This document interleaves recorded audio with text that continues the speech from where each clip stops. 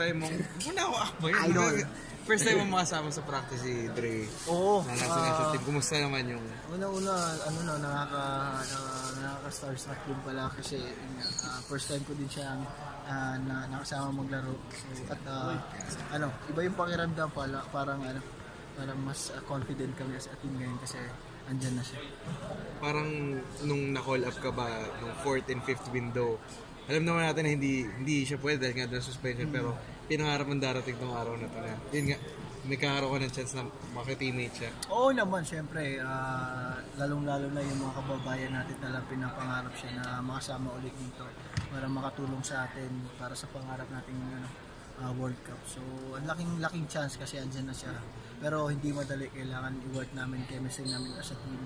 So, medyo down tayo from that 5th window, pero ito sa return ni Dre, feeling mo na balik naman yung confidence ng team na alam mo yun, kahit must-win situation yung road games, kaya nating makaabot doon.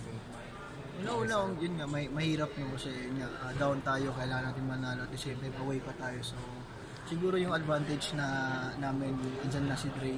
So, yung sana, yun nga, talaga mas maganda yung chemistry namin as a team.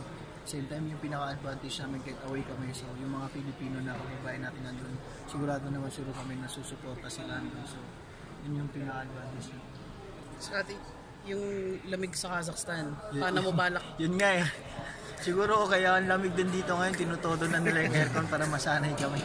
So, yun din yung pinaka namin, battle namin, so, adjustment namin, yung katawan namin, yung lamig doon. Siguro yun nga, adjustment na lang sa weather.